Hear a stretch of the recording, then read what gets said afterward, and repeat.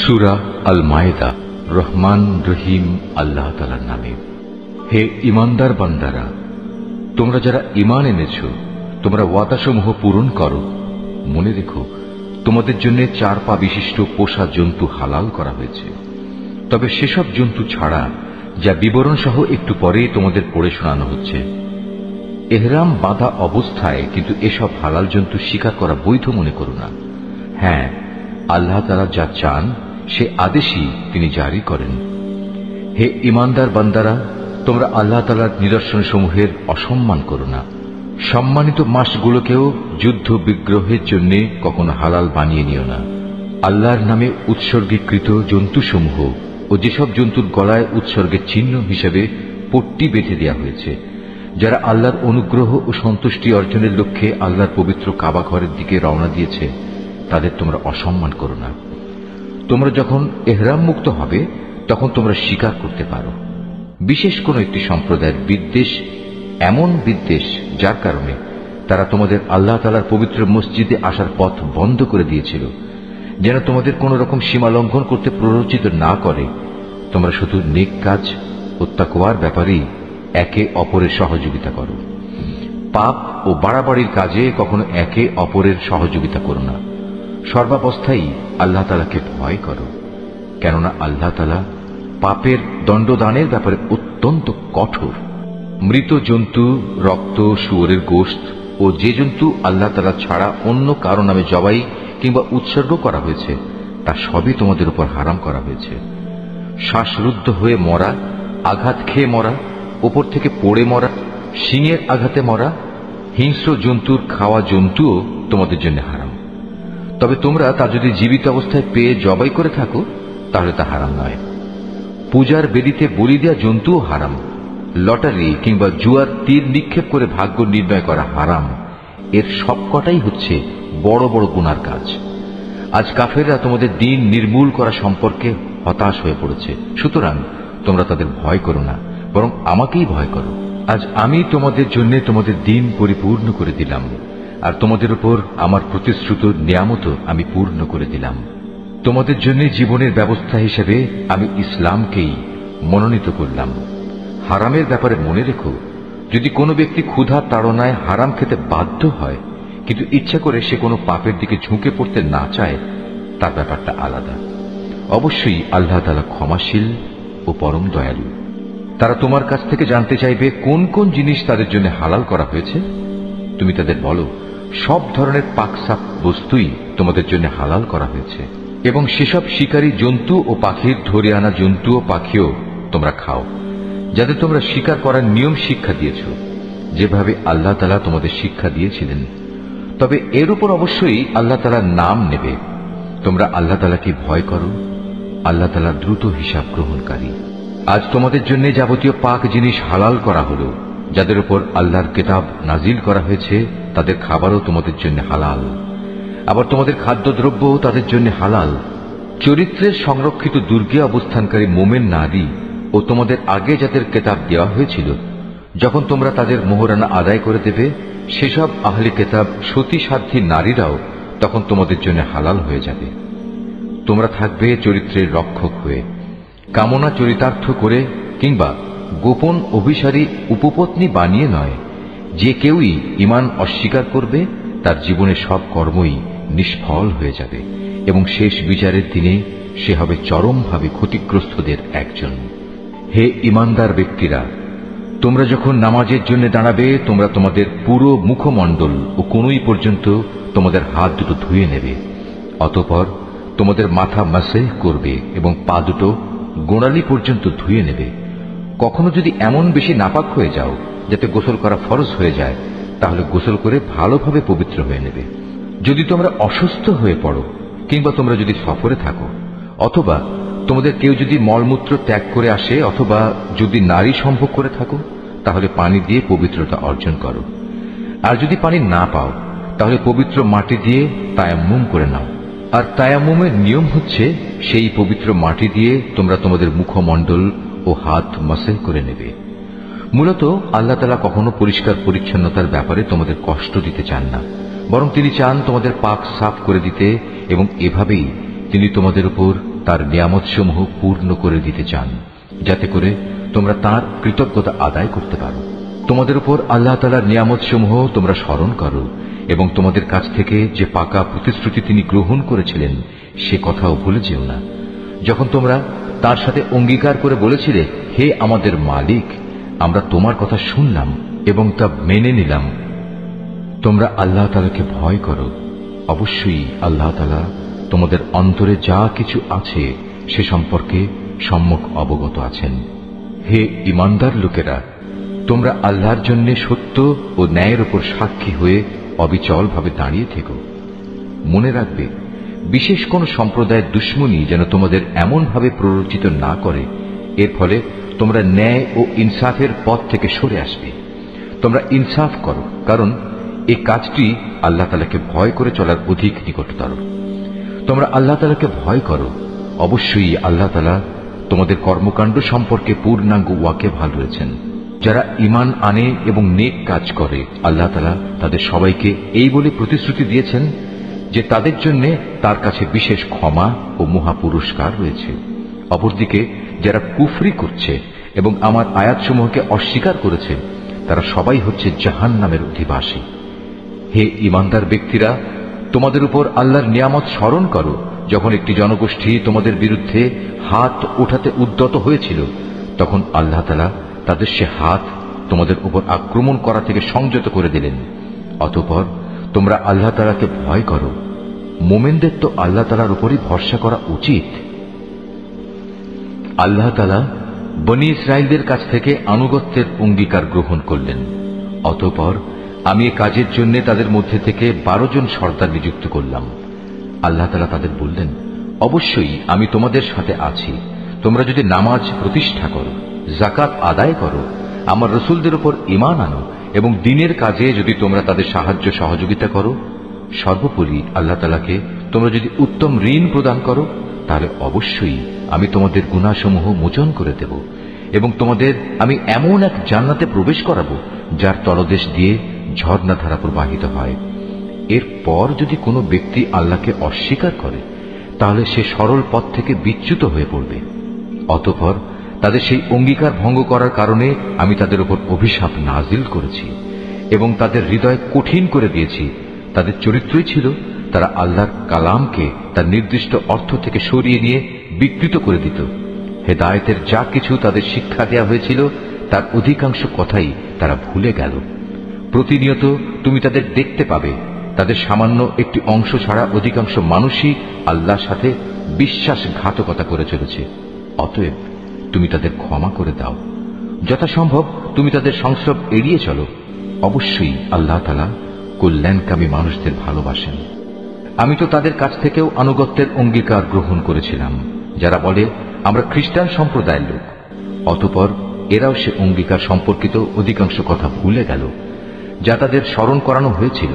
সুতরাং আমিও তাদের পরস্পরের মধ্যে কিয়ামত পর্যন্ত এক স্থায়ী শত্রুতা ও বিদ্বেষের বীজ বপন করে দিলাম। অচিরেই আল্লাহ তাআলা তাদের বলে দেবেন দুনিয়ার জীবনে তারা যা কিছু উদ্ভাবন করত। হে আহলে কিতাবরা, তোমাদের কাছে আমার পক্ষ থেকে রাসূল এসেছে। আগের কিতাবে যা কিছু তোমরা এতদিন গোপন করে রেখেছিলে তার বহু কিছুই সে তোমাদের বলে দিচ্ছে, আবার অনেক কিছু সে এড়িয়েও যাচ্ছে। তোমাদের কাছে এখন তো আল্লাহর পক্ষ থেকে আলোকবর্তিকা এবং সুস্পষ্ট কিতাব এসে হাজির হয়েছে। যে আল্লাহর সন্তুষ্টি লাভ করতে চায়, এই কিতাব দ্বারা আল্লাহ তাআলা তার শান্তি ও নিরাপত্তার পথ বাতলে দেন। অতঃপর তিনি তার অনুমতিক্রমে তাদের জাহেলিয়াতের অন্ধকার থেকে ঈমানের আলোতে বের করে আনেন, আর এভাবেই তাদের তিনি সঠিক পথে পরিচালিত করেন। নিশ্চয়ই তারা কুফরি করেছে যারা বলেছে মারিয়ামের পুত্র মসিহ আল্লাহ। হে মুহাম্মদ, তুমি তাদের বলো, আল্লাহ তাআলা যদি মারিয়াম পুত্র মসিহ, তার মা ও গোটা বিশ্ব চরাচরে যা কিছু আছে সবকিছু ধ্বংস করে দিতে চান, এমন কে আছে যে আল্লাহ তাআলার কাছ থেকে এদের রক্ষা করতে পারে? এই আকাশমালা, ভূমণ্ডল ও এর মধ্যবর্তী স্থানে যা কিছু আছে তার সার্বভৌমত্ব এককভাবে আল্লাহ তাআলার জন্যই নির্দিষ্ট। তিনি যা ইচ্ছা তাই সৃষ্টি করেন। আল্লাহ তাআলা সকল বিষয়ের উপর একক ক্ষমতাবান। ইহুদি ও খ্রিস্টানরা বলে আমরা আল্লাহর সন্তান এবং তার প্রিয় পাত্র, তাদের বলো, তাহলে তিনি কেন তোমাদের গুনাহের জন্য তোমাদের দণ্ড প্রদান করবেন? মূলত তোমরা সবাই হচ্ছ আল্লাহ সৃষ্টি করা কতিপয় মানুষ। আল্লাহ তাআলা তার বান্দাদের যাকে ইচ্ছা ক্ষমা করে দেন, আবার যাকে ইচ্ছা তাকে তিনি শাস্তি প্রদান করেন। আসমান সমূহ ও জমিনের মধ্যবর্তী সব কিছুর একক মালিকানা আল্লাহ তাআলার জন্যই নির্দিষ্ট। সব কিছুকে তার দিকেই ফিরে যেতে হবে। হে আহলে কিতাবরা, রসুলদের আগমন ধারার উপরেই আমার পক্ষ থেকে তোমাদের কাছে একজন রসুল এসেছে। সে তোমাদের জন্য আমার কথাগুলো সুস্পষ্টভাবে বর্ণনা করছে, যাতে করে তোমরা বিচারের কাঠগড়ায় দাঁড়িয়ে একথা বলতে না পারো যে কই আমাদের কাছে জান্নাতের সুসংবাদ বহনকারী ও জাহান্নামের সতর্ককারী হিসেবে কেউ তো আগমন করেনি। আজ সত্যি সত্যি তোমাদের কাছে সুসংবাদবাহী ও সতর্ককারী একজন রসুল এসে গেছে। বস্তুত আল্লাহ তাআলা সর্ববিষয়ে শক্তিমান। স্মরণ করো যখন মুসা তার জাতিকে বলেছিল, হে আমার সম্প্রদায়ের লোকেরা, আল্লাহ তাআলা তোমাদের উপর যে নিয়ামত নাজিল করেছেন তা তোমরা স্মরণ করো। যখন তিনি তোমাদের মাঝে বহু নবী পয়দা করেছেন, তিনি তোমাদের এ জমিনের শাসনকর্তা বানিয়েছেন, এছাড়াও তিনি তোমাদের এমন সব নিয়ামত দান করেছেন যা এ বিশ্ব জগতে এর আগে তিনি আর কাউকে দান করেননি। হে আমার জাতি, আল্লাহ তাআলা তোমাদের জন্য যে পবিত্র ভূখণ্ড লিখে রেখেছেন, তোমরা তাতে প্রবেশ করো এবং এ অগ্রাভিযানে কখনো পশ্চাৎ অপসরণ করো না। তারপরেও তোমরা যদি ফিরে আসো তাহলে ভীষণ ক্ষতিগ্রস্ত হবে। তারা বলল, হে মুসা, আমরা কিভাবে সেই জনপদে প্রবেশ করব? সেখানে তো এক দুর্দণ্ড প্রতাপশালী সম্প্রদায় রয়েছে। তারা সেখান থেকে বেরিয়ে না এলে আমরা কিছুতেই সেখানে প্রবেশ করব না। তারা সেখান থেকে বেরিয়ে এলে আমরা অবশ্যই প্রবেশ করব। যারা আল্লাহ তাআলাকে ভয় করছিল তাদের এমন দুজন লোক, যাদের উপর আল্লাহ তাআলা অনুগ্রহ করেছিলেন, এগিয়ে এসে বলল, তোমরা সদর দরজা দিয়েই তাদের জনপদে প্রবেশ করো, আর একবার সেখানে প্রবেশ করলেই তোমরা বিজয়ী হবে। তোমরা যদি সত্যিকার অর্থে মুমিন হও তাহলে আল্লাহর উপরই ভরসা করো। তারা আরো বলল, হে মুসা, সেই শক্তিশালী লোকেরা যতক্ষণ পর্যন্ত সেখানে থাকবে ততক্ষণ আমরা কোনো অবস্থায় সেখানে প্রবেশ করব না। তুমি বরং যাও, তুমিও তোমার মালিক উভয় মিলে যুদ্ধ করো, আমরা এখানে বসে রইলাম। তাদের কথা শুনে মুসা বলল, হে আমার মালিক, তুমি তো জানো আমার নিজের এবং আমার ভাই ছাড়া আর কারো উপর আমার আধিপত্য চলে না। অতএব আমাদের মাঝে ও এই নাফরমান লোকদের মাঝে তুমি মীমাংসা করে দাও। আল্লাহ তাআলা বললেন, হ্যাঁ, তাই হবে। আগামী 40 বছর পর্যন্ত সে জনপদ তাদের জন্য নিষিদ্ধ করে দেয়া হল। এ সময়ে তারা উদ্ভ্রান্ত হয়ে পৃথিবীতে এদিক সেদিক ঘুরে বেড়াবে। সুতরাং তুমি এই নাফরমান লোকদের উপর কখনো দুঃখ করো না। হে মুহাম্মদ, তুমি এদের কাছে আদমের 2 পুত্রের গল্পটি যথাযথভাবে শুনিয়ে দাও। গল্পটি ছিল, যখন তারা দুজনই আল্লাহর নামে কোরবানি পেশ করল, তখন তাদের মধ্যে একজনের কাছ থেকে কোরবানি কবুল করা হলো, আরেকজনের কাছ থেকে তা কবুল করা হলো না। যার কোরবানি কবুল করা হয়নি সে বলল, আমি অবশ্যই তোমাকে হত্যা করব। যার কোরবানি কবুল করা হলো সে বলল, আল্লাহ তাআলা তো শুধু পরেজগার লোকদের কাছ থেকে কোরবানি কবুল করেন।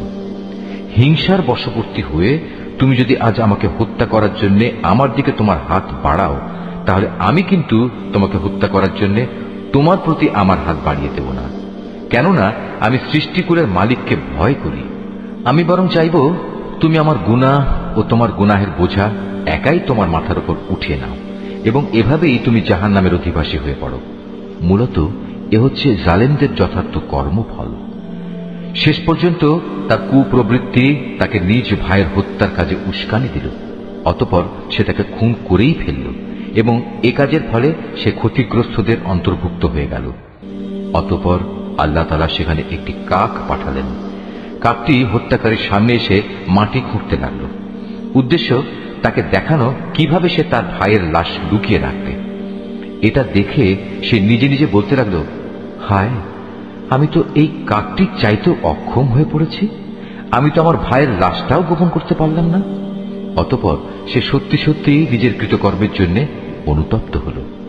পরবর্তীকালে এ ঘটনার কারণেই আমি বনী ইসরায়েলদের জন্য এই বিধান জারি করলাম যে কোনো মানুষকে হত্যা করার কিংবা পৃথিবীতে ধ্বংসাত্মক কাজ করার শাস্তি বিধান ছাড়া অন্য কোনো কারণে কেউ যদি কাউকে হত্যা করে, সে যেন গোটা মানব জাতিকেই হত্যা করল। আবার এমনিভাবে যদি কেউ একজনের প্রাণ রক্ষা করে, তবে সে যেন গোটা মানব জাতিকেই বাঁচিয়ে দিল। এদের কাছে আমার রসুলরা সুস্পষ্ট নিদর্শন নিয়ে এসেছিল, তারপরেও এদের অধিকাংশ লোক এ জমিনের বুকে সীমা লঙ্ঘনকারী হিসেবেই থেকে গেল। যারা আল্লাহ তাআলা ও তার রসুলের বিরুদ্ধে যুদ্ধ করে এবং আল্লাহর জমিনে বিপর্যয় সৃষ্টি করে, তাদের জন্য নির্দিষ্ট শাস্তি হচ্ছে এই যে তাদের হত্যা করা হবে, কিংবা তাদের শূলবিদ্ধ করা হবে, অথবা বিপরীত দিক থেকে তাদের হাত পা কেটে ফেলা হবে, কিংবা দেশ থেকে তাদের নির্বাসিত করতে হবে। এই অপমানজনক শাস্তি তাদের দুনিয়ার জীবনের জন্য। তাছাড়া পরকালে তাদের জন্য ভয়াবহ আযাব তো রয়েছেই। তবে এটা তাদের জন্য নয় যাদের উপর তোমাদের আধিপত্য স্থাপিত হবার আগেই তারা তওবা করেছে।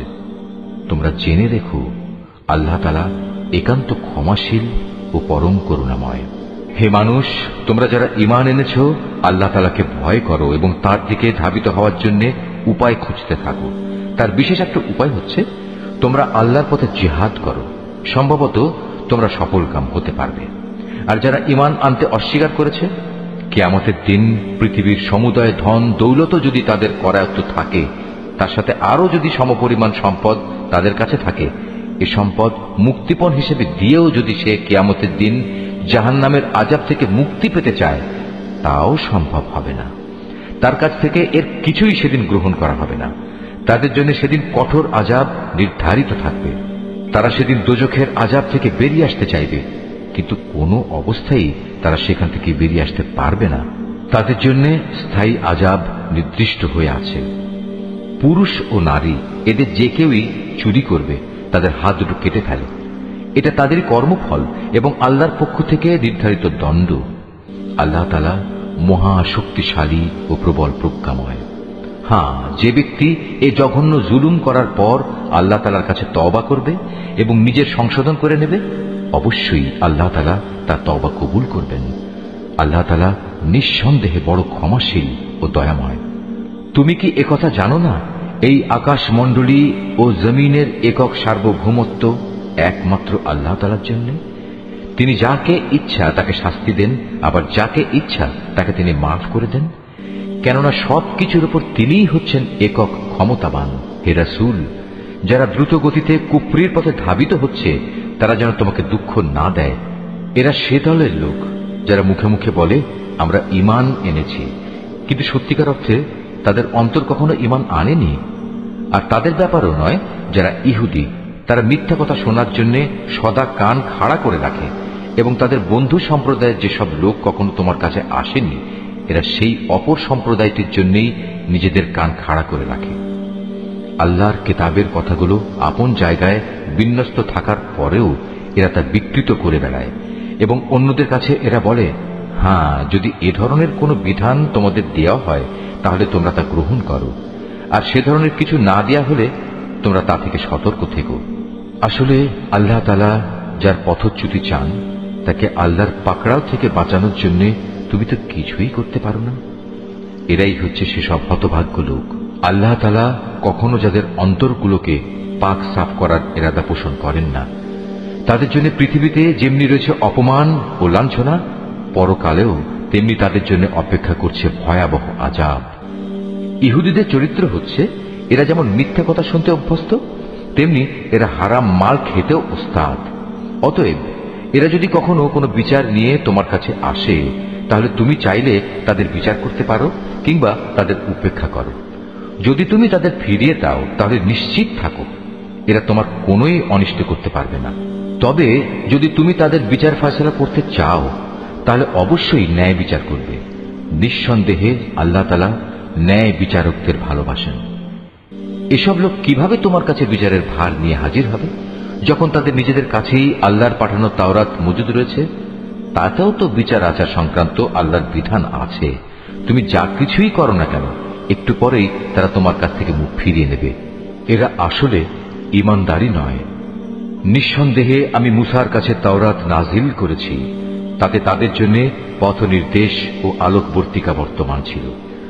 আমার নবীরা যারা আমার বিধানেরই অনুবর্তন করত, ইহুদি জাতিকে এ হেদায়েত মোতাবেকই আইন কানুন প্রদান করত, নবীদের পর তাদের জ্ঞান সাধক ও ধর্মীয় পণ্ডিতরাও এ অনুযায়ী বিচার ফয়সালা করত। কেননা নবীর পর আল্লাহর কিতাব সংরক্ষণ করার দায়িত্ব এদেরই দেয়া হয়েছিল। তারা নিজেরাও ছিল এর প্রত্যক্ষ সাক্ষী।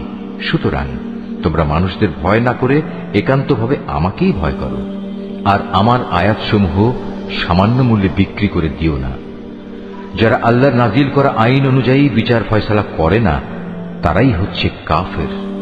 তাওরাতে আমি তাদের জন্য বিধান নাজিল করেছিলাম যে তাদের জানের বদলে জান, চোখের বদলে চোখ, নাকের বদলে নাক, কানের বদলে কান, দাঁতের বদলে দাঁত। শাস্তি প্রয়োগের সময় এই শারীরিক জখমটাই কিন্তু আসল দণ্ড বলে বিবেচিত হয়। অবশ্য বাদীপক্ষের কেউ যদি এই দণ্ড মাফ করে দিতে চায়, তাহলে তা তার নিজের গুনাহখাতার জন্য কাফারা হিসেবে গণ্য হবে। আর যারাই আল্লাহ নাজিল করা বিধান অনুযায়ী বিচার ফয়সালা করবে না, তারা হচ্ছে জালেম। এ ক্রমধারায় অতঃপর আমি মরিয়ম পুত্র ঈসাকে পাঠিয়েছি।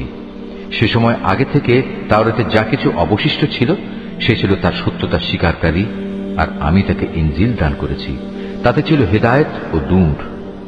তখন তাওরাতে যা কিছু তার কাছে বর্তমান ছিল, ইনজিল কিতাব তার সত্যতা স্বীকার করেছে।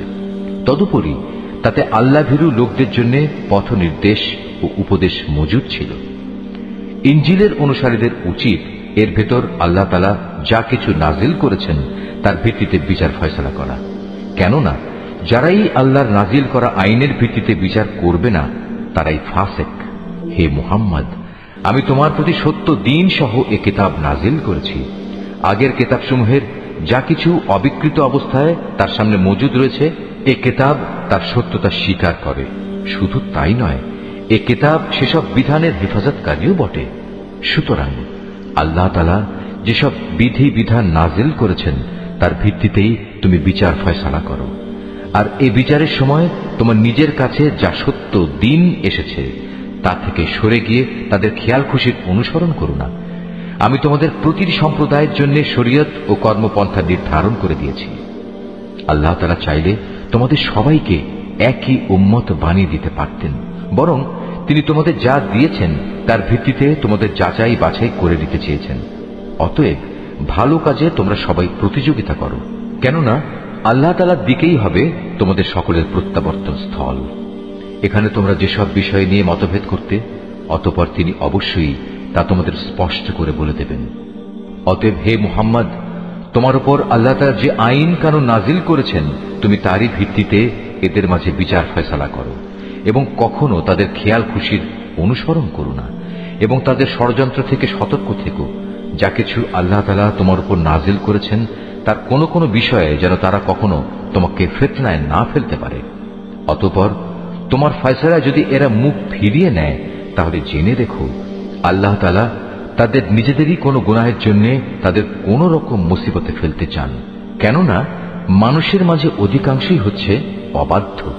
তবে কি তারা পুনরায় জাহিলিয়াতের বিচার ব্যবস্থা তালাশ করছে? অথচ যারা আল্লাহতে বিশ্বাস করে তাদের কাছে আল্লাহ তাআলার চাইতে উত্তম বিচারক আর কে হতে পারে? হে ঈমানদার লোকেরা, তোমরা কখনো ইহুদি খ্রিস্টানদের নিজেদের বন্ধু হিসেবে গ্রহণ করো না, কেননা এরা নিজেরা সব সময় একে অপরের বন্ধু। তোমাদের মধ্যে কেউ যদি কখনো এদের কাউকে বন্ধু বানিয়ে নেয়, তাহলে সে তাদেরই দলভুক্ত হয়ে যাবে। আর আল্লাহ তাআলা কখনো জালেম সম্প্রদায়কে হেদায়েত দান করেন না। অতঃপর যাদের অন্তরে মুনাফিকের ব্যাধি রয়েছে তাদের তুমি দেখবে তারা বিশেষ তৎপরতার সাথে এই বলে তাদের সাথে মিলিত হচ্ছে যে আমাদের আশঙ্কা হচ্ছে কোনো বিপর্যয় এসে আমাদের উপর আপতিত হবে। পরে হয়তো আল্লাহ তাআলা তোমাদের কাছে বিজয় নিয়ে আসবেন, কিংবা তার কাছ থেকে অন্য কিছু অনুগ্রহ তিনি দান করবেন। তখন তা দেখে এই লোকেরা নিজেদের মনের ভেতর যে কপটতা লুকিয়ে রেখেছিল তার জন্য ভীষণ অনুতপ্ত হবে। তখন ঈমানদার লোকেরা বলবে, এরাই কি ছিল সেসব মানুষ যারা আল্লাহ তাআলার নামে বড় বড় শপথ করত যে তারা অবশ্যই তোমাদের সঙ্গে আছে? এই আচরণের ফলে তাদের কার্যকলাপই বিনষ্ট হয়ে গেল, ফলে তারা ভীষণভাবে ক্ষতিগ্রস্ত হয়ে পড়ল। হে মানুষ, তোমরা যারা আল্লাহর উপর ঈমান এনেছ, তোমাদের মধ্যে কোন লোক যদি নিজের দিন ইসলাম থেকে মুরতাদ হয়ে ফিরে আসে, তাতে আল্লাহ তাআলার কোনো ক্ষতি নেই। তবে আল্লাহ তাআলা অচিরেই এমন এক সম্প্রদায়ের উত্থান ঘটাবেন যাতে তিনি ভালোবাসবেন, তারাও তাকে ভালোবাসবে। তারা হবে মোমেনদের প্রতি কোমল ও কাফেরদের প্রতি কঠোর। তারা আল্লাহর পথে সংগ্রাম করবে, কোন নিন্দুকের নিন্দার পরোয়া তারা করবে না। মূলত এ হচ্ছে আল্লাহর একটি অনুগ্রহ, যাকে চান তাকে তিনি তা দান করেন। আল্লাহ তাআলা প্রাচুর্যময় ও প্রজ্ঞার আধার। তোমাদের একমাত্র পৃষ্ঠপোষক হচ্ছেন আল্লাহ তাআলা, তার রাসূল এবং সেসব ঈমানদার লোকেরা যারা নামাজ প্রতিষ্ঠা করে, যাকাত আদায় করে, সর্বোপরি আল্লাহ তাআলার সামনে যারা সদা অবনমিত থাকে। আর যে ব্যক্তি আল্লাহ তাআলা, তার রাসূল ও ঈমানদারদের নিজের বন্ধুরূপে গ্রহণ করবে, তারা যেন জেনে রাখে কেবলমাত্র আল্লাহ তাআলার দলটি বিজয়ী হবে।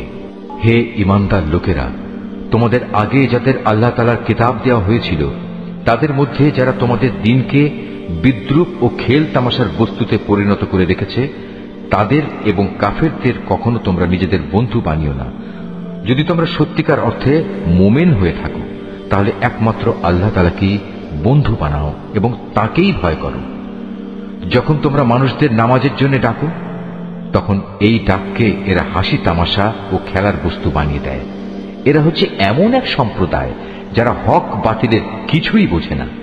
হে রাসূল, তুমি এদের বলো, তোমরা যে আমাদের কাছ থেকে প্রতিশোধ নিচ্ছ, তার কারণ এই যে আমরা আল্লাহর উপর ঈমান এনেছি এবং আমাদের উপর আগে ও বর্তমানে যা কিছু নাজিল করা হয়েছে তার উপর বিশ্বাস স্থাপন করেছি।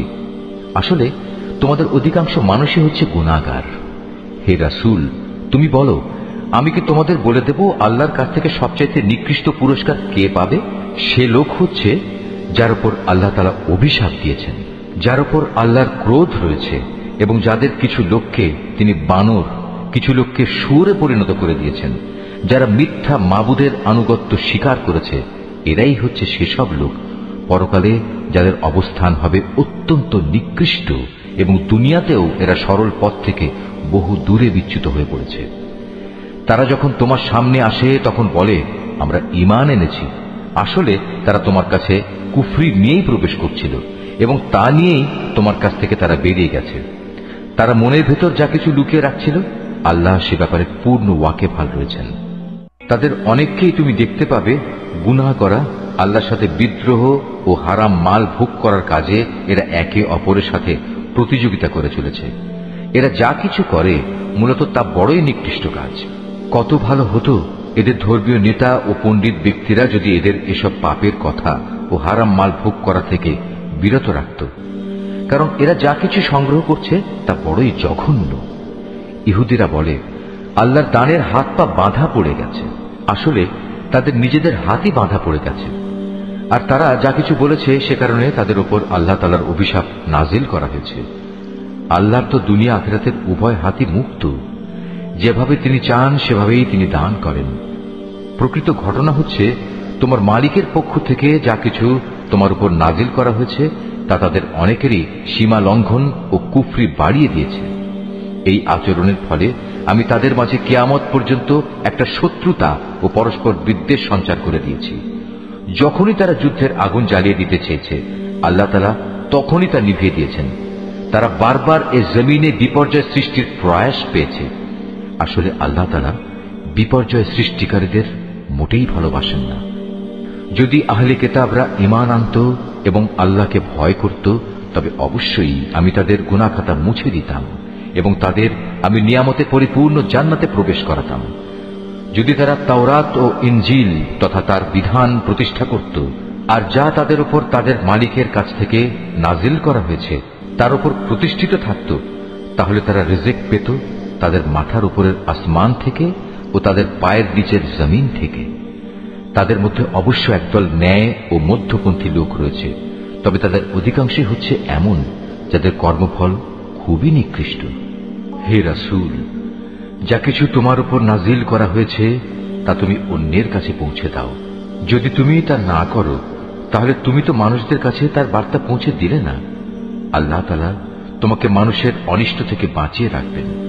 নিশ্চয়ই আল্লাহ তাআলা কখনো কোনো অবাধ্য জাতিকে পথ প্রদর্শন করেন না।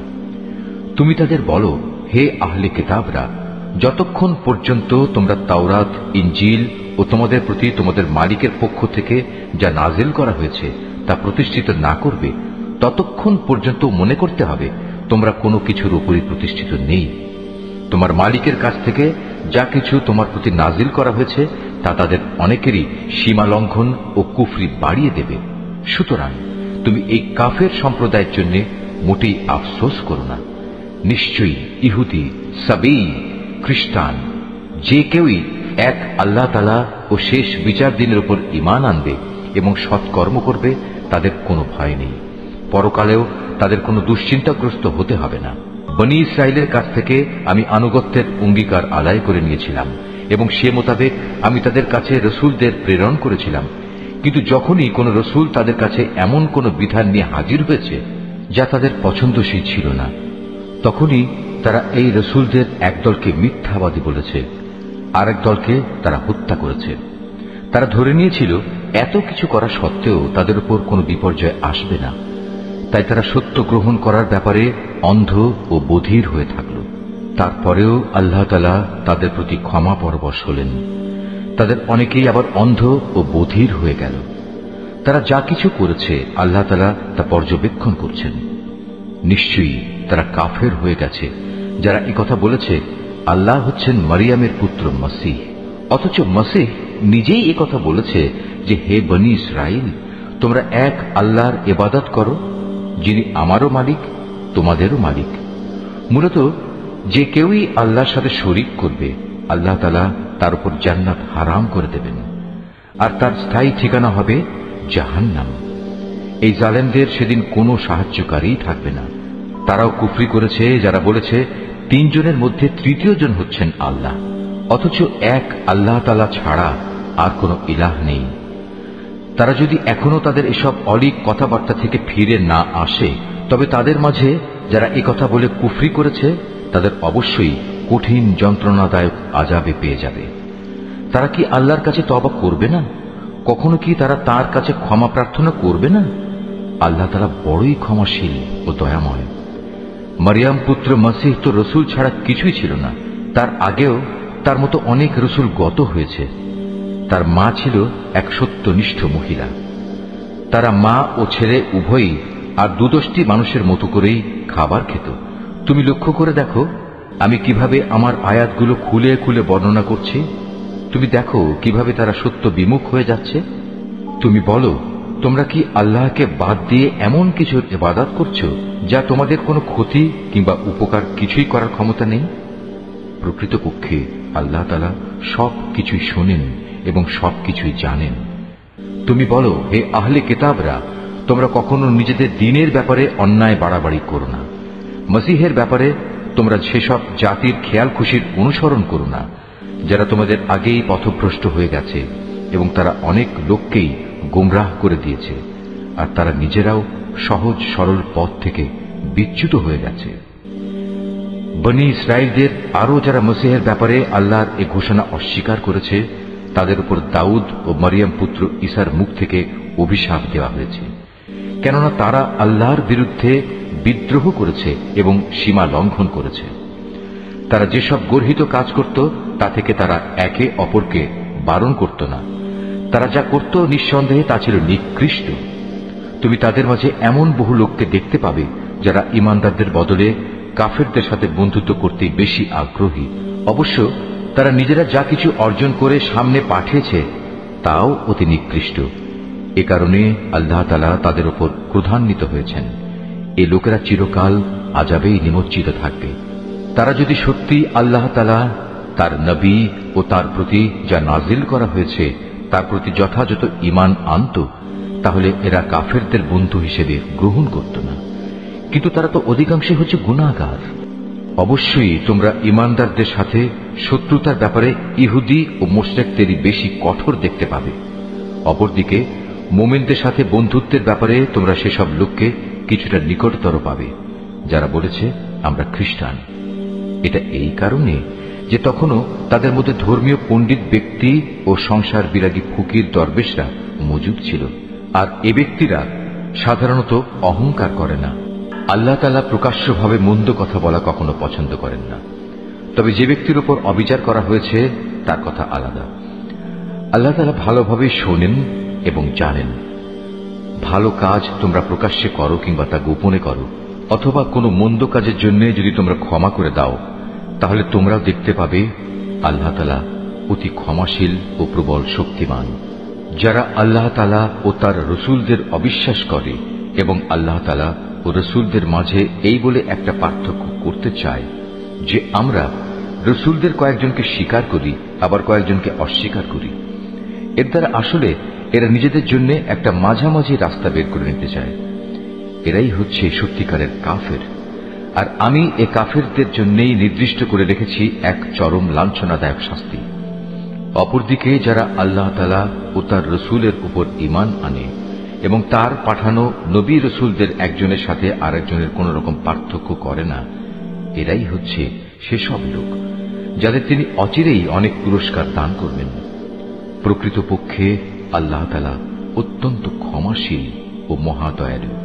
আহলে কিতাবের লোকেরা তোমার কাছে চায় তুমি যেন আসমান থেকে তাদের জন্য কোনো কিতাব নাজিল করো। এরা তো মুসার কাছে এর চাইতে বড় রকমের দাবি পেশ করেছিল। তখন তারা বলেছিল, হে মুসা, তুমি স্বয়ং আল্লাহ তাআলাকেই আমাদের প্রকাশ্যভাবে দেখিয়ে দাও। অতঃপর তাদের এই বাড়াবাড়ির জন্য তাদের উপর প্রচন্ড বজ্রপাত এসে নিপতিত হয়েছে এবং এ সম্পর্কিত সুস্পষ্ট প্রমাণসমূহ তাদের কাছে আসার পরেও তারা গোবাছুরকে উপাস্য হিসেবে গ্রহণ করেছে। অতঃপর আমি তাদের এ অপরাধ ক্ষমা করে দিলাম এবং আমি মুসাকে স্পষ্ট প্রমাণসহ কিতাব দান করলাম। এদের ওপর তুর পাহাড়কে উঠিয়ে উঁচু করে ধরে আমি এদের কাছ থেকে আনুগত্যের প্রতিশ্রুতি আদায় করেছিলাম। আমি তাদের বলেছিলাম, নগরের দ্বার প্রান্ত দিয়ে ভেতরে প্রবেশ করার সময় তোমরা একান্ত অনুগত হয়ে ঢুকবে। আমি তাদের আরো বলেছিলাম, তোমরা শনিবারে মাছ ধরে আমার বিধানের সীমা লঙ্ঘন করো না। এ ব্যাপারে আমি তাদের কাছ থেকে শক্ত প্রতিশ্রুতি আদায় করে নিয়েছিলাম। অতঃপর তাদের পক্ষ থেকে এই প্রতিশ্রুতি ভঙ্গ করা, আল্লাহর আয়াতসমূহকে তাদের অস্বীকার করা এবং অন্যায়ভাবে আল্লাহ তাআলার নবীদের তাদের হত্যা করা, তদুপরি তাদের একথা বলা আমাদের হৃদয়ে বাতিল চিন্তাধারায় আচ্ছাদিত হয়ে আছে। প্রকৃতপক্ষে তাদের ক্রমাগত অস্বীকার করার কারণে আল্লাহ তাআলা স্বয়ং তাদের দিলের উপর মোহর মেরে দিয়েছেন। তাই এদের কম সংখ্যক লোকই ঈমান আনে। যেহেতু এরা আল্লাহকে অস্বীকার করতেই থাকল, এরা পুণ্যবতী মারিয়ামের উপরও জঘন্য অপবাদ আনল। তাদের এই মিথ্যা উক্তি যে আমরা অবশ্যই মারিয়ামের পুত্র ঈসাকে হত্যা করেছি, যিনি ছিলেন আল্লাহর রসুল, যদিও আসল ঘটনা হচ্ছে তারা কখনোই তাকে হত্যা করেনি, তারা তাকে শূলবিদ্ধও করেনি। মূলত তাদের কাছে ধাঁধার কারণে এমনই একটা কিছু মনে হয়েছিল। তাদের মাঝে যারা সঠিক ঘটনা না জানার কারণে তার ব্যাপারে মতবিরোধ করেছিল, তারাও এতে করে সন্দেহে পড়ে গেল। এ ব্যাপারে তাদের অনুমানের অনুসরণ করা ছাড়া সঠিক কোনো জ্ঞানই ছিল না। তবে এটুকু নিশ্চিত, তারা তাকে হত্যা করেনি, বরং আসল ঘটনা ছিল আল্লাহ তাআলা তাকে তার নিজের কাছে তুলে নিয়েছেন। আল্লাহ তাআলা মহাপরাক্রমশালী ও মহাপ্রজ্ঞাময়। এই আহলে কিতাবদের মাঝে এমন একজনও থাকবে না যে ব্যক্তি তার মৃত্যুর আগে তার তিরোধান সম্পর্কে আল্লাহ তাআলার এই কথার উপর ঈমান আনবে না। কিয়ামতের দিনে সে নিজেই এদের উপর সাক্ষী হবে। ইহুদিদের বাড়াবাড়ি ও সীমা লঙ্ঘনমূলক আচরণের জন্য এমন অনেক পবিত্র জিনিসও আমি তাদের জন্য হারাম করে দিয়েছিলাম, যেটা তাদের জন্য আগে হালাল ছিল। এটা এই কারণে যে এরা বহু মানুষকে আল্লাহ তাআলার পথ থেকে বিরত রেখেছে। যেহেতু এরা লেনদেনের সুদ গ্রহণ করে, অথচ এদের তা থেকে সুস্পষ্টভাবে নিষেধ করা হয়েছিল, এবং এরা অন্যের মাল সম্পদ ধোঁকা প্রতারণার মাধ্যমে গ্রাস করে। তাদের মধ্যে এসব অপরাধে লিপ্ত কাফেরদের জন্য আমি তাই কঠিন আযাব নির্দিষ্ট করে রেখেছি।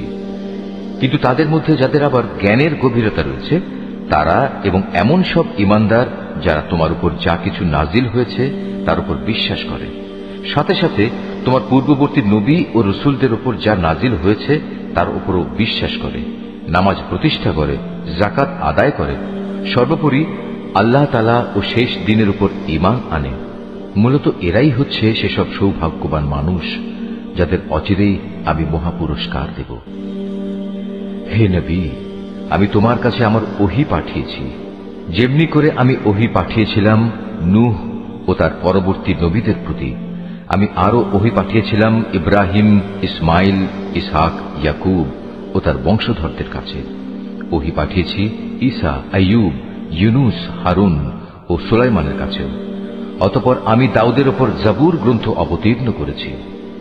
রসুলদের মাঝে এমনও অনেকে আছে যাদের কথা ইতিপূর্বে আমি তোমার কাছে বলেছি, কিন্তু এদের মাঝে বহু রসুল এমনও আছে যাদের নাম ঠিকানা কিছুই আমি তোমাকে বলিনি। মুসার সাথে তো আল্লাহ তাআলা কথাও বলেছেন।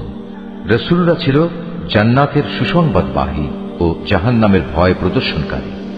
তাদের এজন্যই পাঠানো হয়েছিল যাতে করে রসুলদের আগমনের পর আল্লাহ তাআলার উপর মানব জাতির কোনো অজুহাত খাড়া করার সুযোগ না থাকে। সত্যি আল্লাহ তাআলা মহাপরাক্রমশালী ও প্রজ্ঞাময়। কিন্তু মানুষ যত অজুহাতই পেশ করুক না কেন, আল্লাহ তোমার উপর যা কিছু নাজিল করেছেন তা তাঁর প্রত্যক্ষ জ্ঞানের মাধ্যমেই করেছেন। ফেরেশতারাও তো একথার সাক্ষ্য দেবে, যদিও ওহির সাক্ষ্য প্রদানের জন্য আল্লাহ তাআলা একাই যথেষ্ট। নিশ্চয়ই যারা এই ওহী অস্বীকার করে এবং অন্য মানুষদেরও আল্লাহ তাআলার পথ থেকে সরিয়ে রাখে, তারা আসলে গুমরাহি ও পথভ্রষ্টতায় অনেক দূর এগিয়ে গেছে। নিশ্চয়ই যারা কুফরি করল এবং চরমভাবে সীমা লঙ্ঘন করল, তাদের ব্যাপারে এটা কখনো হবে না যে আল্লাহ তাআলা তাদের ক্ষমা করে দেবেন, না তিনি তাদের সঠিক রাস্তা দেখাবেন। হ্যাঁ, একটি মাত্র রাস্তাই তাদের জন্য উন্মুক্ত থাকবে এবং তা হচ্ছে জাহান্নামের রাস্তা, যেখানে তারা অনন্তকাল ধরে পড়ে থাকবে। শাস্তি প্রদানের এ কাজ আল্লাহর জন্য খুবই সহজ। হে মানুষরা, আল্লাহ তাআলার কাছ থেকে তোমাদের জন্য সঠিক বিধান নিয়ে রসুল এসেছে। যদি তার আনিত এই বিধানের উপর তোমরা ঈমান আনো, এতেই তোমাদের জন্য কল্যাণ রয়েছে। আর তোমরা যদি তা মেনে নিতে অস্বীকার করো, তাহলে জেনে রেখো এই আসমান জমিনের সর্বত্র যেখানে যা কিছু আছে তার সবকিছুই আল্লাহ তাআলার জন্য, এবং আল্লাহ তাআলা সর্বজ্ঞ, কুশলী। হে কিতাবধারীরা, নিজেদের দ্বীনের ব্যাপারে তোমরা বাড়াবাড়ি করো না এবং ঈসার ঘটনা নিয়ে আল্লাহ তাআলার সম্পর্কে সত্য ছাড়া কোনো মিথ্যা বলো না। সে সত্য কথা হচ্ছে এই যে মরিয়ামের পুত্র মসীহ ছিল একজন রসূল ও তার এমন এক বাণী যা তিনি মরিয়ামের ওপর প্রেরণ করেছেন, এবং সে ছিল আল্লাহ তাআলার কাছ থেকে পাঠানো এক রূহ। অতএব হে আহলে কিতাবরা, তোমরা আল্লাহ তাআলা ও তার রসূলদের উপর ঈমান আনো, আর কখনো এটা বলো না যে মাবুদের সংখ্যা ৩। এ জঘন্য মিথ্যা থেকে তোমরা বেঁচে থেকো, এটাই তোমাদের জন্য উত্তম। নিঃসন্দেহে আল্লাহ তাআলা তিনি তো একক মাবুদ। আল্লাহ তাআলা এ মূর্খতা থেকে অনেক পবিত্র যে তার কোনো সন্তান থাকবে। এ আকাশ ও ভূমণ্ডলের সব কিছুর মালিকানাই তো তাঁর, আর অভিভাবক হিসেবে আল্লাহ তাআলা যথেষ্ট। ঈসা মসীহ কখনো এতে বিন্দু মাত্র নিজেকে হেয় মনে করেননি যে সে নিজে আল্লাহ তাআলার বান্দা। আল্লাহ তাআলার একান্ত ঘনিষ্ঠ ফেরেশতারাও একে লজ্জাকর মনে করেনি। কোন ব্যক্তি যদি আল্লাহ তাআলার বন্দেগী করা সত্যি লজ্জাকর বিষয় মনে করে এবং এটা ভেবে সে অহংকার করে, তার জানা উচিত অচিরেই আল্লাহ তাআলা এদের সকলকে তাঁর সামনে একত্রিত করে দণ্ডাজ্ঞা দান করবেন। যেসব মানুষ আল্লাহ তাআলার উপর ঈমান এনেছে এবং ভালো কাজ করেছে, সেদিন তিনি তাদের এর জন্য পুরোপুরি পুরস্কার দেবেন। আল্লাহ তাআলা তাঁর একান্ত অনুগ্রহ থেকে তাদের পাওনা আরো বাড়িয়ে দেবেন। অপরদিকে যারা আল্লাহ তাআলার বিধান মেনে নেয়া লজ্জাজনক কিছু মনে করল এবং অহংকার করল, তাদের সবাইকেই আল্লাহ তাআলা কঠোর শাস্তি দান করবেন। সেদিন তারা আল্লাহকে ছাড়া দ্বিতীয় কোনো অভিভাবক ও সাহায্যকারী পাবে না। হে মানুষ, তোমাদের মালিকের কাছ থেকে তোমাদের কাছে একটি উজ্জ্বল প্রমাণ এসেছে এবং আমি তোমাদের কাছে উজ্জ্বল জ্যোতি নাজিল করেছি। অতঃপর যারা সে জ্যোতি দিয়ে ঈমান আনল এবং তাকে শক্ত করে আঁকড়ে ধরল, আল্লাহ তাআলা তাদের অচিরেই তাঁর অফুরন্ত দয়া ও অনুগ্রহে জান্নাতে প্রবেশ করাবেন এবং তাদের তিনি সঠিক পথে পরিচালিত করবেন। হে নবী, তারা তোমার কাছে বিভিন্ন বিষয়ে ফতোয়া জানতে চায়। তুমি বলো, আল্লাহ তাআলা সে ব্যক্তির উত্তরাধিকার সংক্রান্ত ব্যাপারে তোমাদের তার সিদ্ধান্ত জানাচ্ছেন, যার মাতা পিতা কেউই নেই, আবার তার নিজেরও কোনো সন্তান নেই। এ ধরনের কোনো ব্যক্তি যদি মারা যায় এবং সে ব্যক্তি যদি সন্তানহীন হয় এবং তার একটি বোন থাকে, তাহলে সে বোনটি সে মৃত ব্যক্তির পরিত্যক্ত সম্পত্তির অর্ধাংশের মালিক হবে। অপরদিকে সে যদি নিঃসন্তান হয়, তাহলে সে তার বোনের সম্পত্তির উত্তরাধিকারী হবে। আবার যদি তারা দুজন হয়, তাহলে তারা দুই বোন সেই পরিত্যক্ত সম্পত্তির 3 ভাগের 2 ভাগ অংশের মালিক হবে। যদি সে ভাই বোনেরা কয়েকজন হয় তাহলে মেয়েদের অংশ 1 ভাগ ও পুরুষদের অংশ 2 ভাগ হবে। আল্লাহ তাআলা উত্তরাধিকারের এই আইন কানুন অত্যন্ত সুস্পষ্টভাবে তোমাদের জন্য বলে দিয়েছেন, যাতে করে মানুষের উদ্ভাবিত বন্টন পদ্ধতিতে তোমরা বিভ্রান্ত হয়ে না পড়ো। আল্লাহ তাআলা সব কিছুর ব্যাপারেই সম্যক ওয়াকিবহাল। সূরা আল মায়েদা। রহমান রহিম আল্লাহ তাআলার নামে। হে ঈমানদার বান্দারা, তোমরা যারা ঈমান এনেছো, তোমরা ওয়াদাসমূহ পূরণ করো। মনে রেখো, তোমাদের জন্য 4 পা বিশিষ্ট পোষা জন্তু হালাল করা হয়েছে, তবে সেসব জন্তু ছাড়া যা বিবরণ সহ একটু পরেই তোমাদের পড়ে শোনানো হচ্ছে। এহরাম বাঁধা অবস্থায় কিন্তু এসব হালাল জন্তু শিকার করা বৈধ মনে করো না। হ্যাঁ, আল্লাহ তাআলা যা চান সে আদেশই তিনি জারি করেন। হে ঈমানদার বান্দারা, তোমরা আল্লাহ তাআলার নিদর্শনসমূহের অসম্মান করো না। সম্মানিত মাসগুলোকেও যুদ্ধ বিগ্রহের জন্য কখনো হালাল বানিয়ে নিও না। আল্লাহর নামে উৎসর্গীকৃত জন্তুসমূহ ও যেসব জন্তুর গলায় উৎসর্গের চিহ্ন হিসেবে পট্টি বেঁধে দেওয়া হয়েছে, যারা আল্লাহর অনুগ্রহ ও সন্তুষ্টি অর্জনের লক্ষ্যে আল্লাহর পবিত্র কাবা ঘরের দিকে রওনা দিয়েছে, তাদের তোমরা অসম্মান করো না। তোমরা যখন এহরাম মুক্ত হবে তখন তোমরা শিকার করতে পারো। বিশেষ কোন একটি সম্প্রদায়ের বিদ্বেষ এমন বিদ্বেষ যার কারণে তারা তোমাদের আল্লাহ তাআলার পবিত্র মসজিদে আসার পথ বন্ধ করে দিয়েছিল, যেন তোমাদের কোন রকম সীমা লঙ্ঘন করতে প্ররোচিত না করে।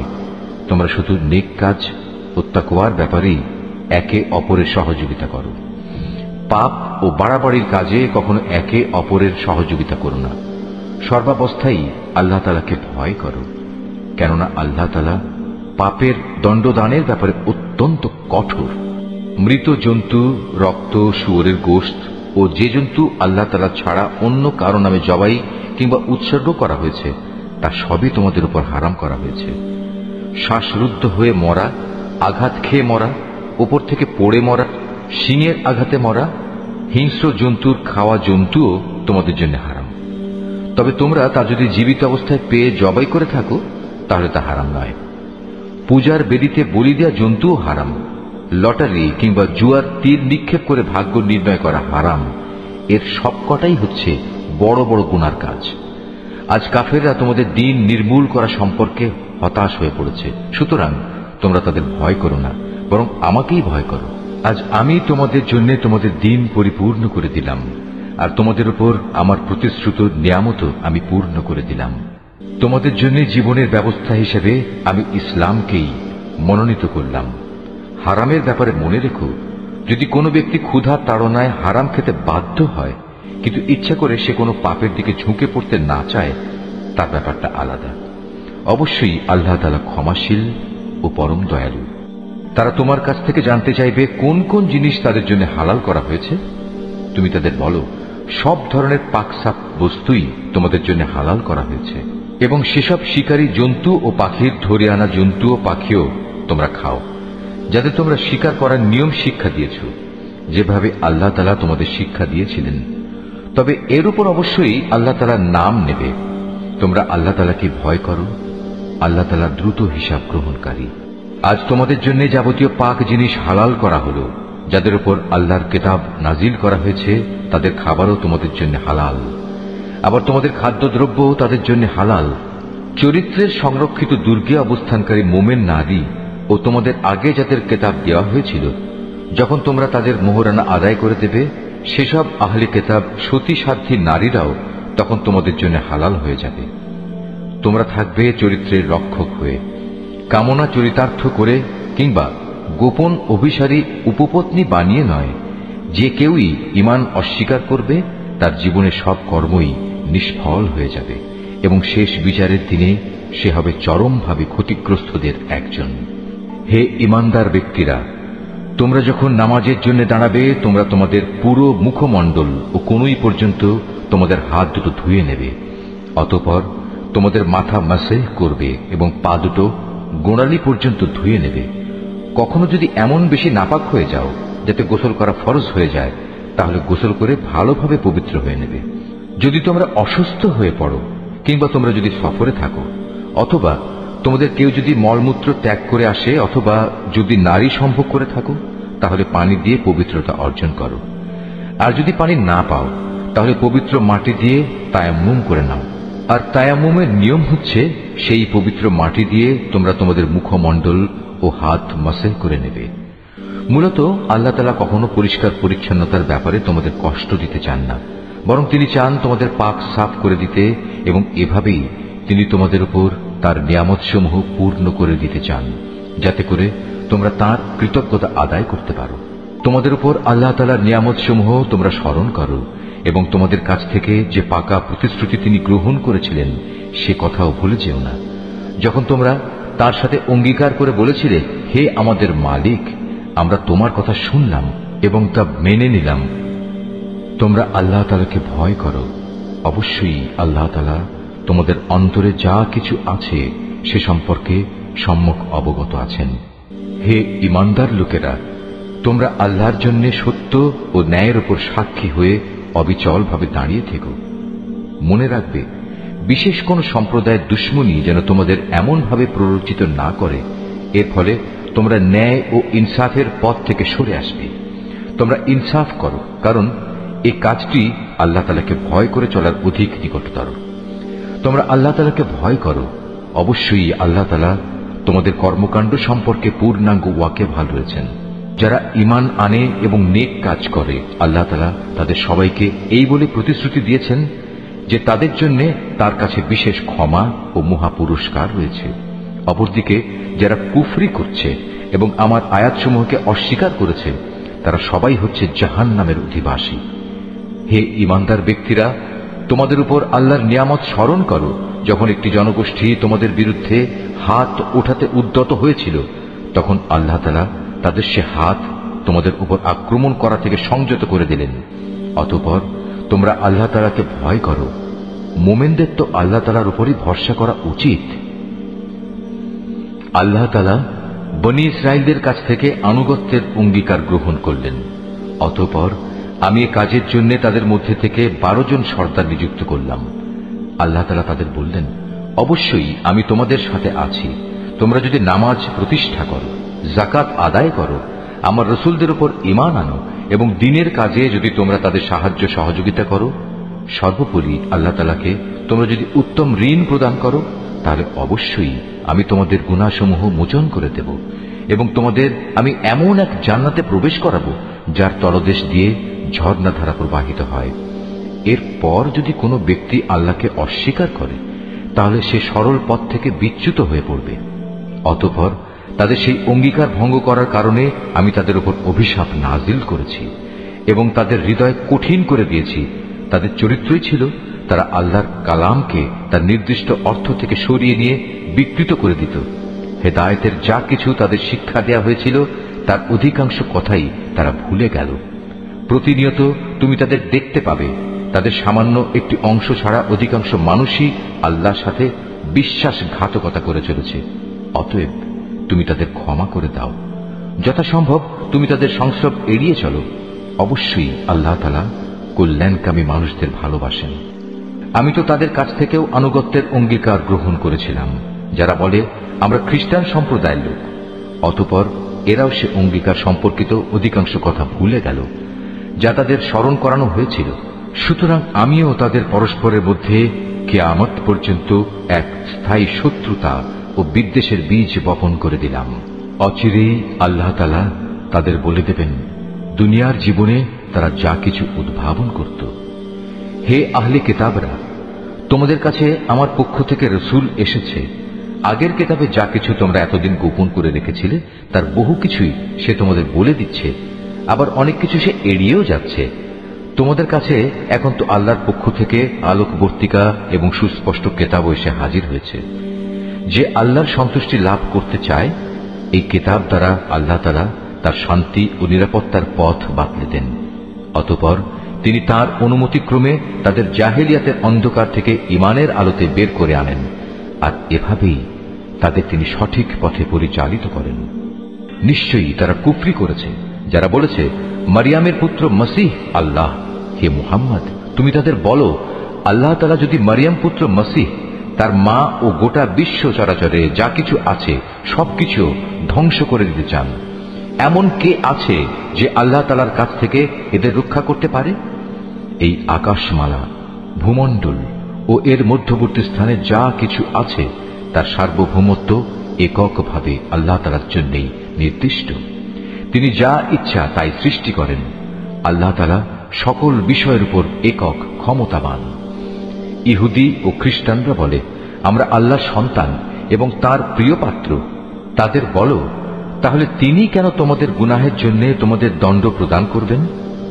মূলত তোমরা সবাই হচ্ছ আল্লাহ সৃষ্টি করা কতিপয় মানুষ। আল্লাহ তাআলা তার বান্দাদের যাকে ইচ্ছা ক্ষমা করে দেন, আবার যাকে ইচ্ছা তাকে তিনি শাস্তি প্রদান করেন। আসমান সমূহ ও জমিনের মধ্যবর্তী সব কিছুর একক মালিকানা আল্লাহ তাআলার জন্যই নির্দিষ্ট। সব কিছুকে তার দিকেই ফিরে যেতে হবে।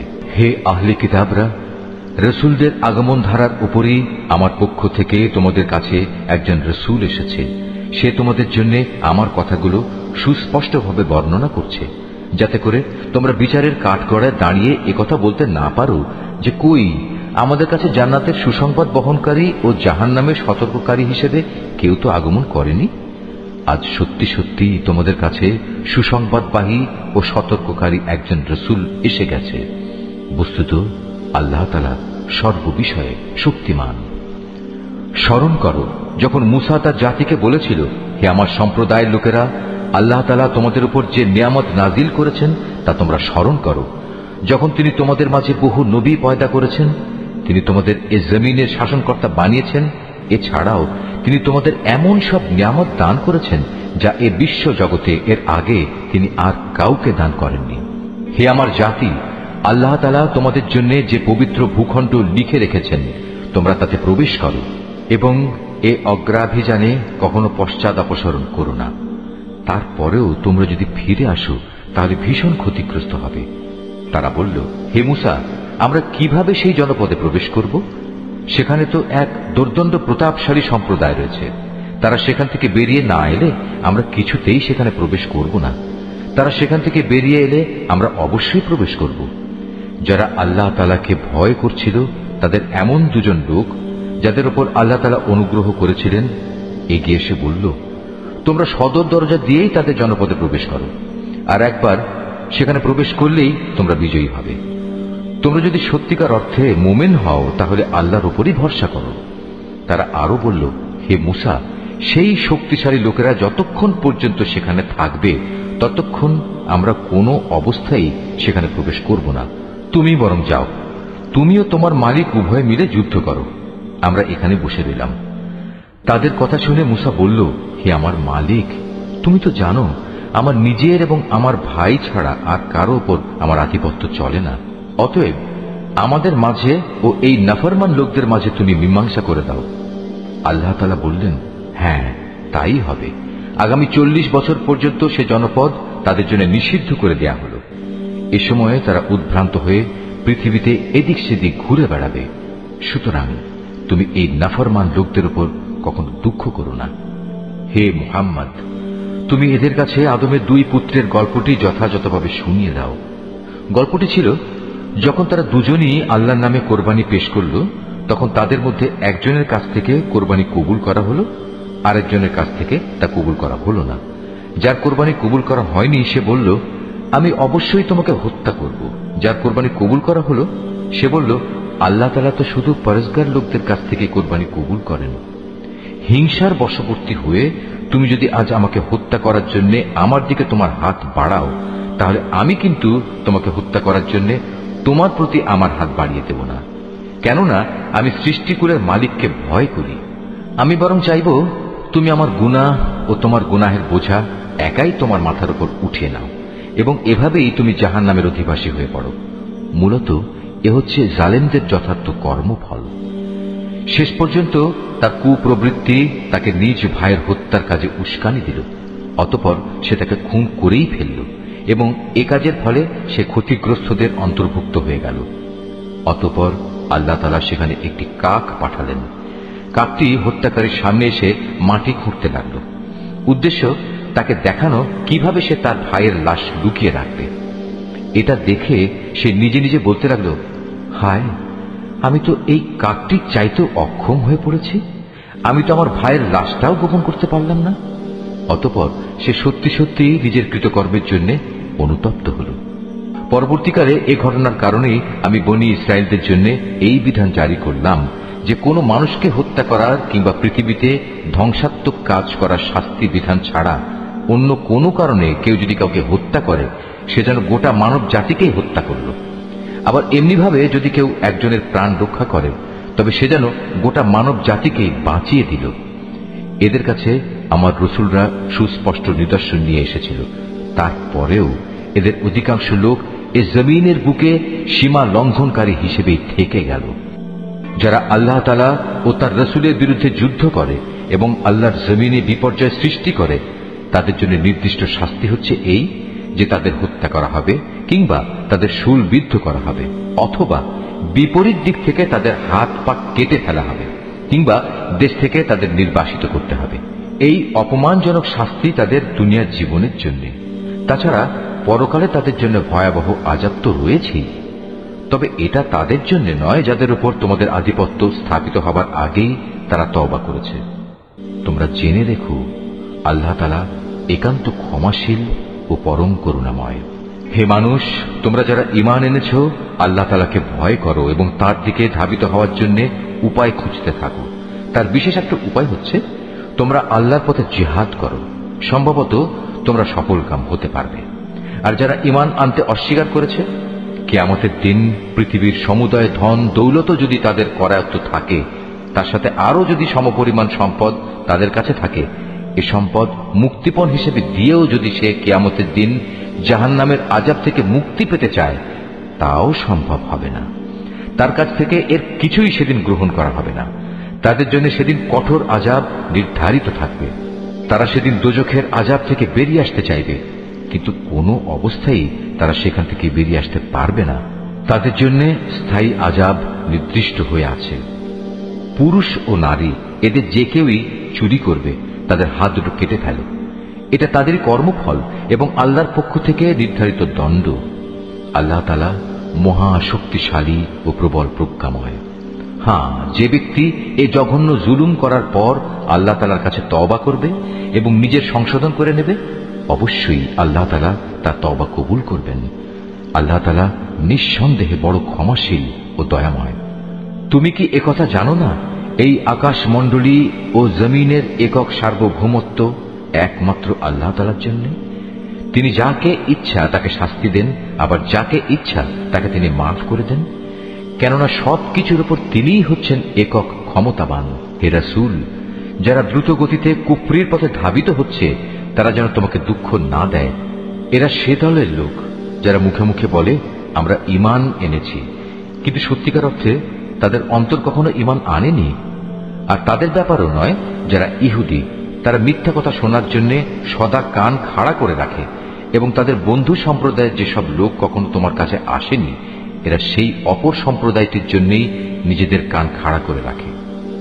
আল্লাহর কিতাবের কথাগুলো আপন জায়গায় বিন্যস্ত থাকার পরেও এরা তা বিকৃত করে বেড়ায় এবং অন্যদের কাছে এরা বলে, হ্যাঁ, যদি এ ধরনের কোনো বিধান তোমাদের দেওয়া হয় তাহলে তোমরা তা গ্রহণ করো, আর সে ধরনের কিছু না দেয়া হলে তোমরা তা থেকে সতর্ক থেকো।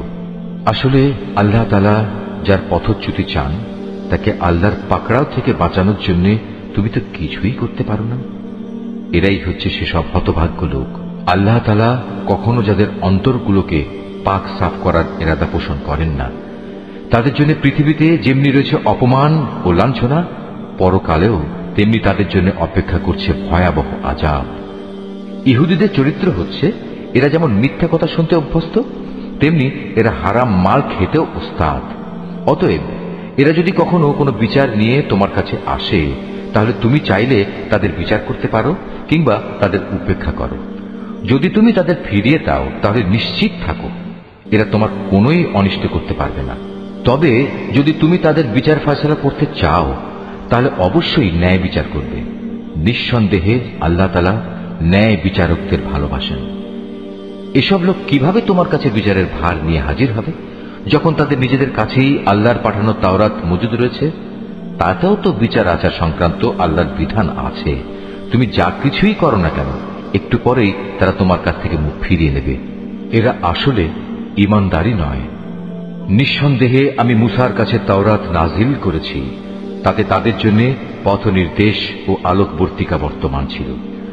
আমার নবীরা যারা আমার বিধানেরই অনুবর্তন করত, ইহুদি জাতিকে এ হেদায়েত মোতাবেকই আইন কানুন প্রদান করত। নবীদের পর তাদের জ্ঞান সাধক ও ধর্মীয় পণ্ডিতরাও এ অনুযায়ী বিচার ফয়সালা করত। কেননা নবীর পর আল্লাহর কিতাব সংরক্ষণ করার দায়িত্ব এদেরই দেয়া হয়েছিল। তারা নিজেরাও ছিল এর প্রত্যক্ষ সাক্ষী। সুতরাং তোমরা মানুষদের ভয় না করে একান্তভাবে আমাকেই ভয় করো, আর আমার আয়াতসমূহ সামান্য মূল্যে বিক্রি করে দিও না। যারা আল্লাহর নাজিল করা আইন অনুযায়ী বিচার ফয়সালা করে না, তারাই হচ্ছে কাফের।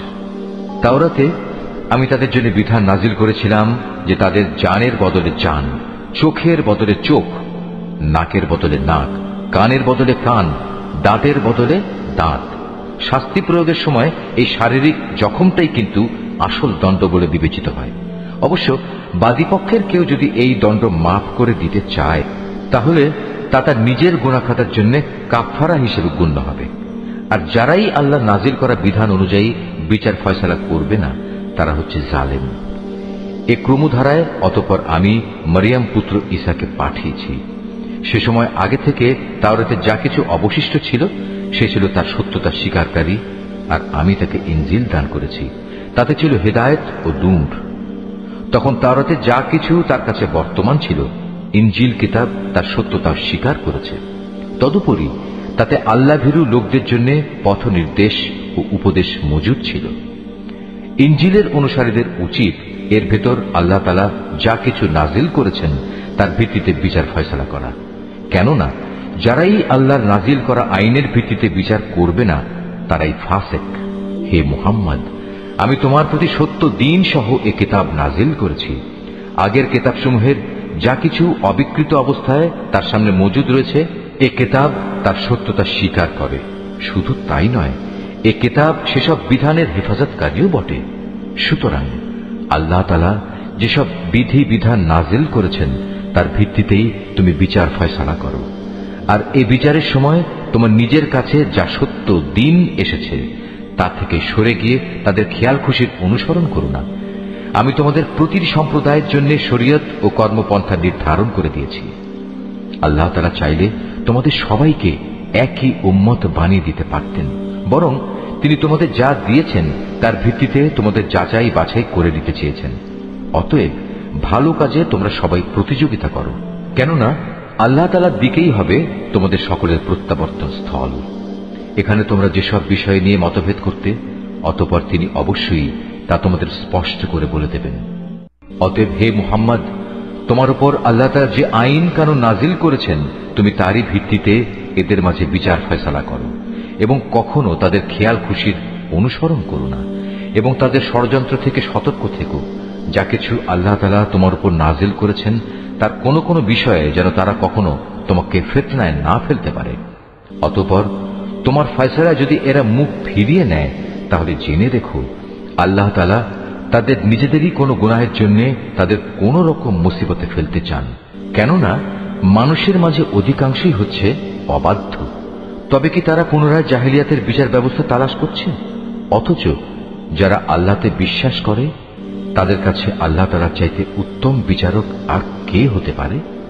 হে ঈমানদার লোকেরা, তোমরা কখনো ইহুদি খ্রিস্টানদের নিজেদের বন্ধু হিসেবে গ্রহণ করো না, কেননা এরা নিজেরা সবসময় একে অপরের বন্ধু। তোমাদের মধ্যে কেউ যদি কখনো এদের কাউকে বন্ধু বানিয়ে নেয়, তাহলে সে তাদেরই দলভুক্ত হয়ে যাবে। আর আল্লাহ তাআলা কখনো জালেম সম্প্রদায়কে হেদায়েত দান করেন না। অতঃপর যাদের অন্তরে মুনাফিকের ব্যাধি রয়েছে তাদের তুমি দেখবে তারা বিশেষ তৎপরতার সাথে এই বলে তাদের সাথে মিলিত হচ্ছে যে আমাদের আশঙ্কা হচ্ছে কোনো বিপর্যয় এসে আমাদের উপর আপতিত হবে। পরে হয়তো আল্লাহ তাআলা তোমাদের কাছে বিজয় নিয়ে আসবেন, কিংবা তার কাছ থেকে অন্য কিছু অনুগ্রহ তিনি দান করবেন। তখন তা দেখে এই লোকেরা নিজেদের মনের ভেতর যে কপটতা লুকিয়ে রেখেছিল তার জন্য ভীষণ অনুতপ্ত হবে। তখন ঈমানদার লোকেরা বলবে, এরাই কি ছিল সেসব মানুষ যারা আল্লাহ তাআলার নামে বড় বড় শপথ করত যে তারা অবশ্যই তোমাদের সঙ্গে আছে।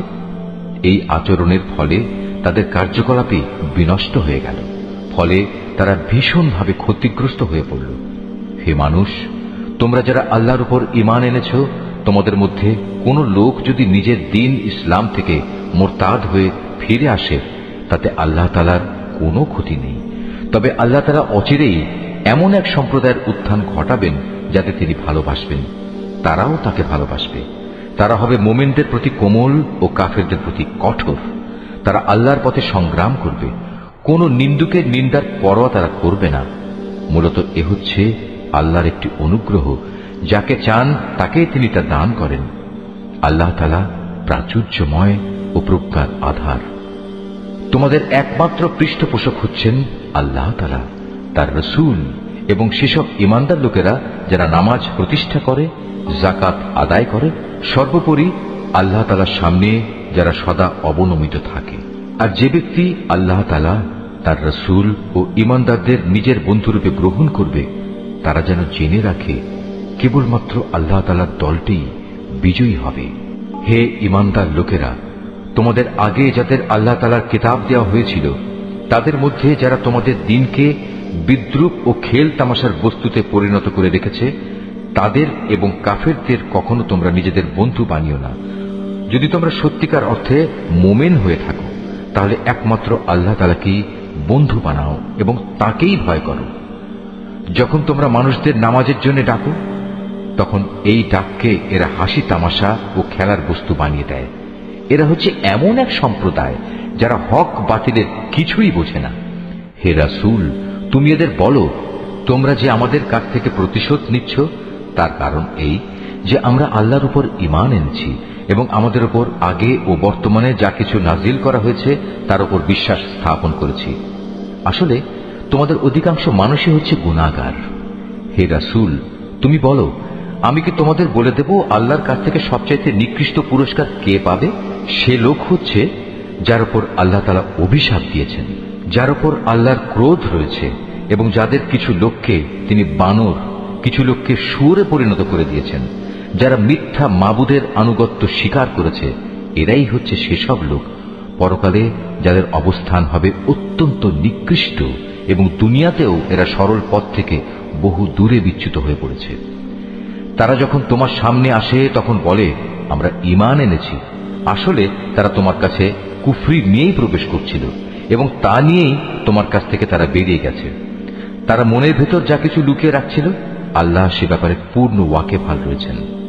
তাদের অনেককেই তুমি দেখতে পাবে গুনাহ করা, আল্লাহর সাথে বিদ্রোহ ও হারাম মাল ভোগ করার কাজে এরা একে অপরের সাথে প্রতিযোগিতা করে চলেছে। এরা যা কিছু করে মূলত তা বড়ই নিকৃষ্ট কাজ। কত ভালো হতো এদের ধর্মীয় নেতা ও পণ্ডিত ব্যক্তিরা যদি এদের এসব পাপের কথা ও হারাম মাল ভোগ করা থেকে বিরত রাখত, কারণ এরা যা কিছু সংগ্রহ করছে তা বড়ই জঘন্য। ইহুদিরা বলে, আল্লাহর দানের হাত পা বাঁধা পড়ে গেছে। আসলে তাদের নিজেদের হাতই বাঁধা পড়ে গেছে।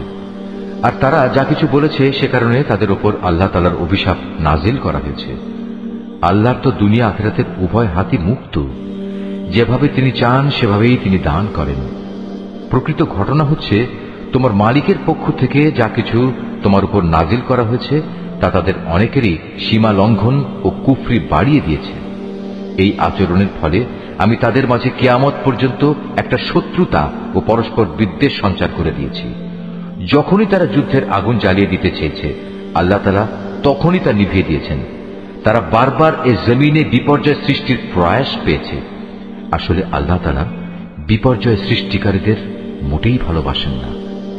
যদি আহলে কিতাবরা ঈমান আনত এবং আল্লাহকে ভয় করত, তবে অবশ্যই আমি তাদের গুনাহ খাতা মুছে দিতাম এবং তাদের আমি নিয়ামতে পরিপূর্ণ জান্নাতে প্রবেশ করাতাম। যদি তারা তাওরাত ও ইনজিল তথা তার বিধান প্রতিষ্ঠা করত আর যা তাদের উপর তাদের মালিকের কাছ থেকে নাজিল করা হয়েছে তার উপর প্রতিষ্ঠিত থাকত, তাহলে তারা রিজিক পেত তাদের মাথার উপরের আসমান থেকে ও তাদের পায়ের নিচের জমিন থেকে। তাদের মধ্যে অবশ্য একদল ন্যায় ও মধ্যপন্থী লোক রয়েছে, তবে তাদের অধিকাংশই হচ্ছে এমন যাদের কর্মফল খুবই নিকৃষ্ট। হে রাসূল, যা কিছু তোমার উপর নাজিল করা হয়েছে তা তুমি অন্যের কাছে পৌঁছে দাও।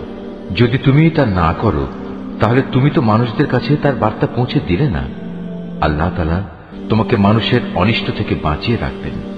নিশ্চয়ই আল্লাহ তাআলা কখনো কোনো অবাধ্য জাতিকে পথ প্রদর্শন করেন না। তুমি তাদের বলো, হে আহলে কিতাবরা, যতক্ষণ পর্যন্ত তোমরা তাওরাত, ইনজিল ও তোমাদের প্রতি তোমাদের মালিকের পক্ষ থেকে যা নাজিল করা হয়েছে তা প্রতিষ্ঠিত না করবে, ততক্ষণ পর্যন্ত মনে করতে হবে তোমরা কোনো কিছুর উপরই প্রতিষ্ঠিত নেই।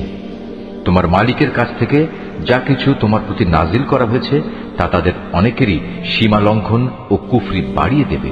সুতরাং তুমি এই কাফের সম্প্রদায়ের জন্য মোটেই আফসোস করো না।